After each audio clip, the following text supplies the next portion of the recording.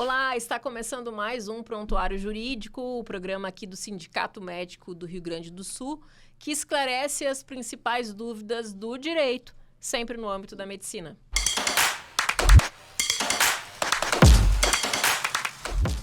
E no episódio de hoje a gente vai falar sobre um tema super relevante, mas também sensível, a questão da relação entre sócios em clínicas, consultórios, laboratórios e também empresas de saúde.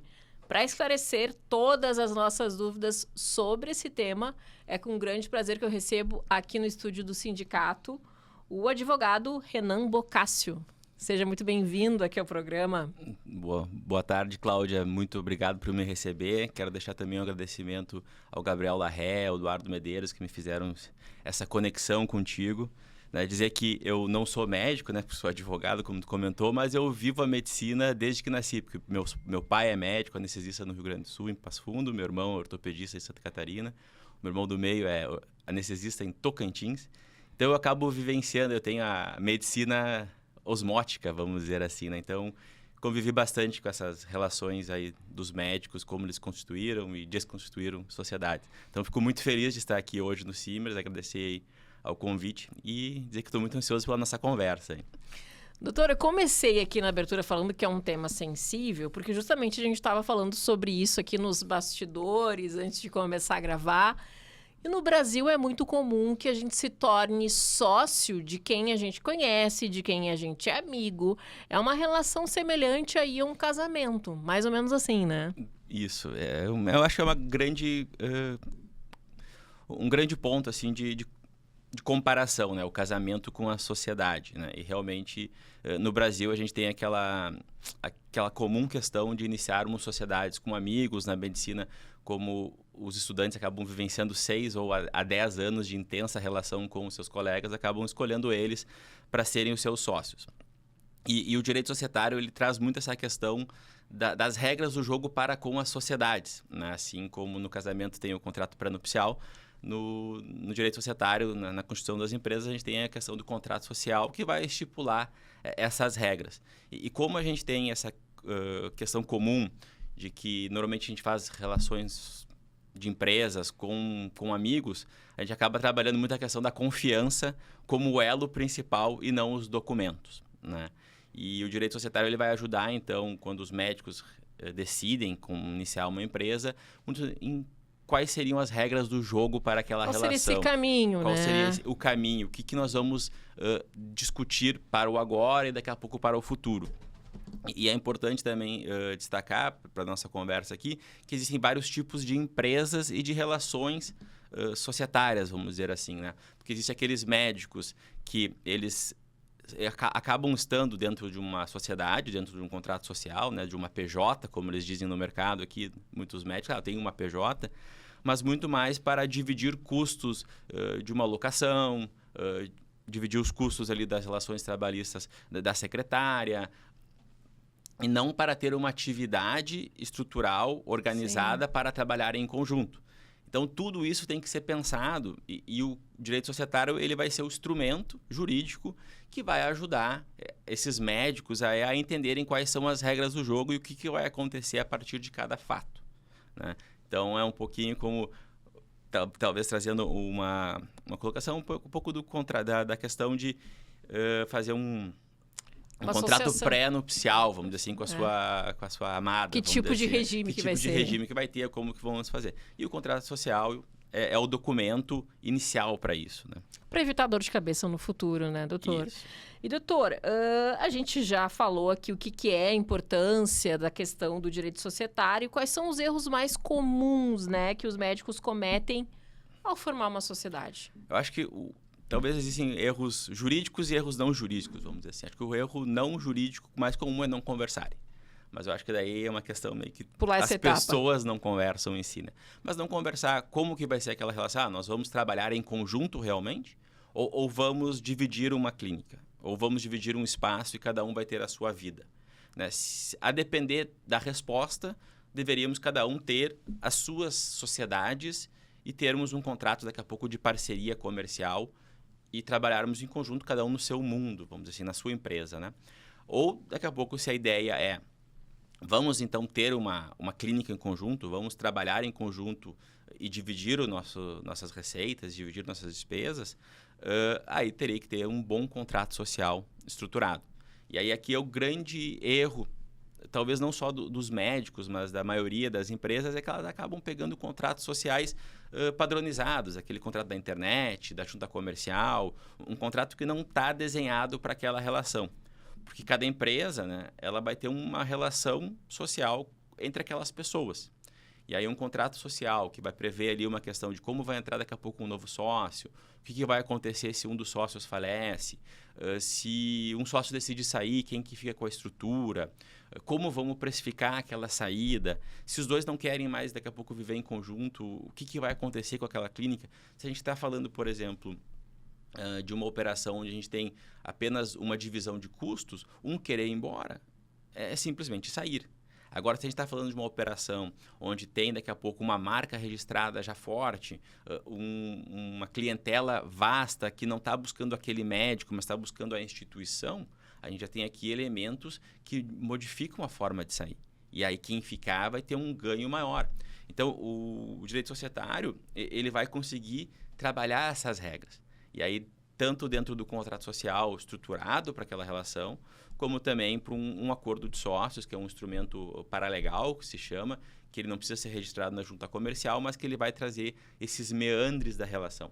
Né? Então, a ausência desses dois instrumentos, e normalmente só existe o contrato social, porque ele é necessário para ter a PJ, ele acaba trazendo problemas futuros para quando algum desses fatos surge, né?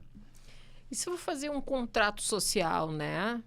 No caso, o sindicato médico ali vai organizar. O que não pode faltar nesse contrato social para ele ser bem feito, bem elaborado, né? Digamos. Olha, eu acho que dizer o que não pode faltar, a gente vai ter que entrar necessariamente dentro do tipo de operação que eles vão fazer. Isso. Mas eu acho que existem três grandes pontos que eu acho que são essenciais, que talvez tragam as maiores discussões societárias dentro das relações médicas, né? O primeiro é: posso expulsar algum sócio daqui a pouco que não esteja conectado, alinhado, aderente às nossas políticas aqui? Daqui a pouco ele começa a cometer erros ou deixa de trabalhar. Então, existe um caminho que tu consegue excluir um sócio de uma sociedade de uma forma muito mais rápida, que é a exclusão extrajudicial. Não precisa ir para um judiciário e ter anos e anos de processo. Na verdade, tu exclui ele, depois ele vai para o judiciário para discutir quanto aquela participação dele vale. Acho que esse é um grande ponto. Critérios de avaliação da empresa. Eu acho assim, como que vai valer nossa empresa caso um sócio queira sair, ou daqui a pouco faleça e vai entrar e os herdeiros vão ter que receber aquela participação. Acho que esse é um grande ponto. E a entrada de novos sócios. Né? Como irão os novos sócios entrar nessa sociedade?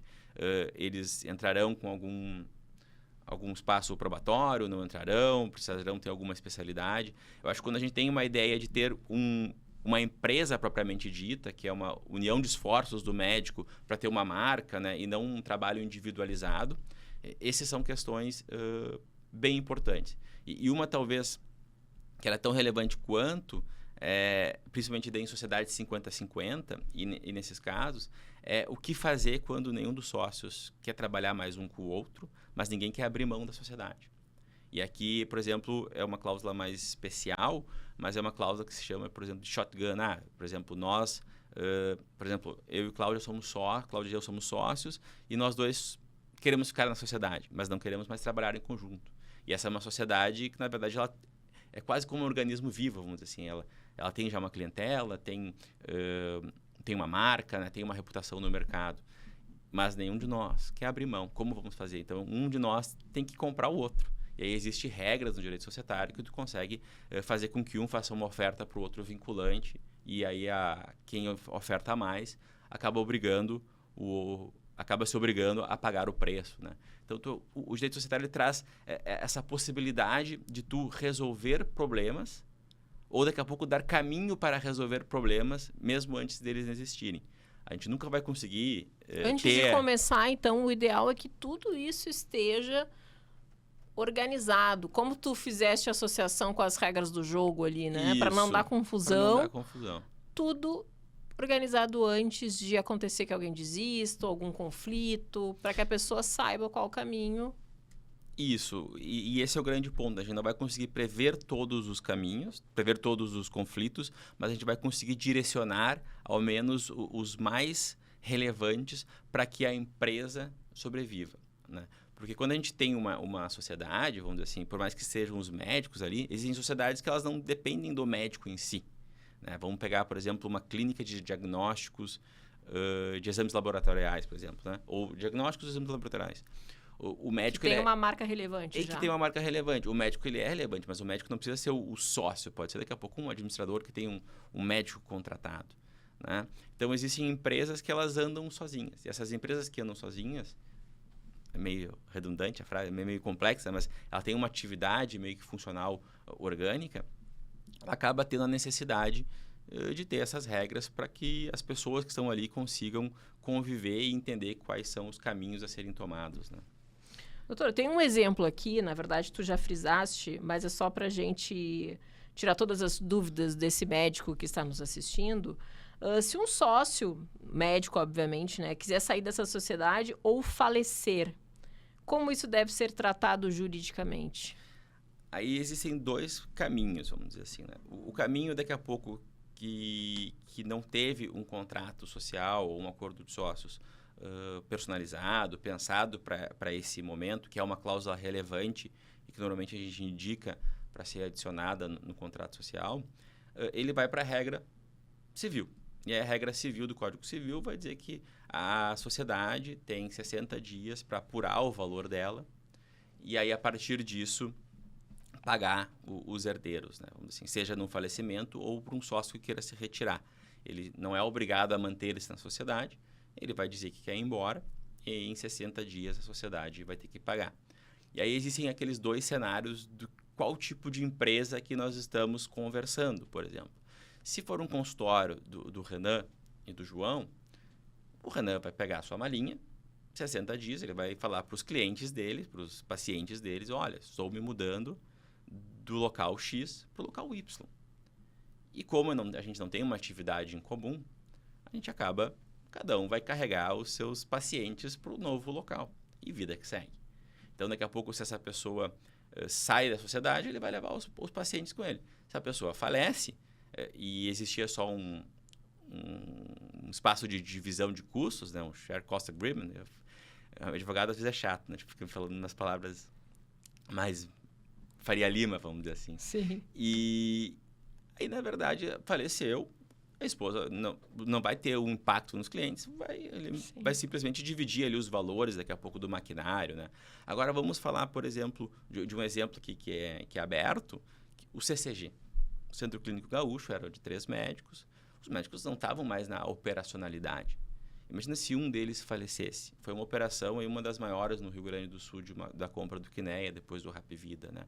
Aquilo lá não vale os pacientes que o médico fundador atendia, vale toda a estrutura operacional que ele criou, né? Então, o valor de uma sociedade lá foi vendido, se não me engano, por quase R$500 milhão, assim, vale muito mais, né? Imagina se um falece, tem que pagar em 60 dias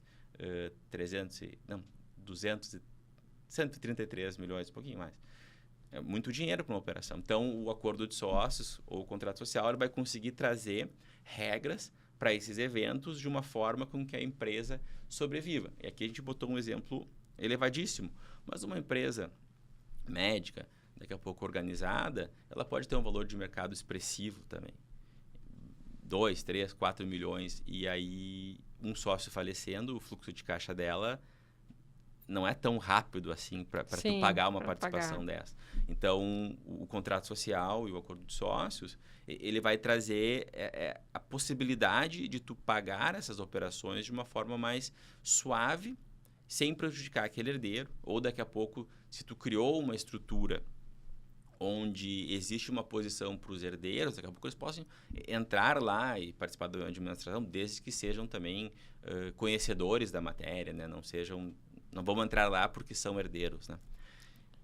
E, doutor, em caso de conflito entre esses sócios, né? O que normalmente acontece quando não há esse planejamento? A gente tem como exemplificar para quem está nos assistindo? Quando não tem um planejamento, a gente acaba, infelizmente, indo para o Poder Judiciário, né? Daí o Poder Judiciário, ou daqui a pouco uma cláusula de arbitragem, que daí também é uma disputa com um terceiro resolvendo o caso deles, dessas pessoas, dos sócios, o juiz que vai analisar, né? Assim, o juiz que vai verificar quanto vai valer aquela empresa, ou quais são os critérios para expulsar ou não um sócio, ou se algum tinha razão ou não, né?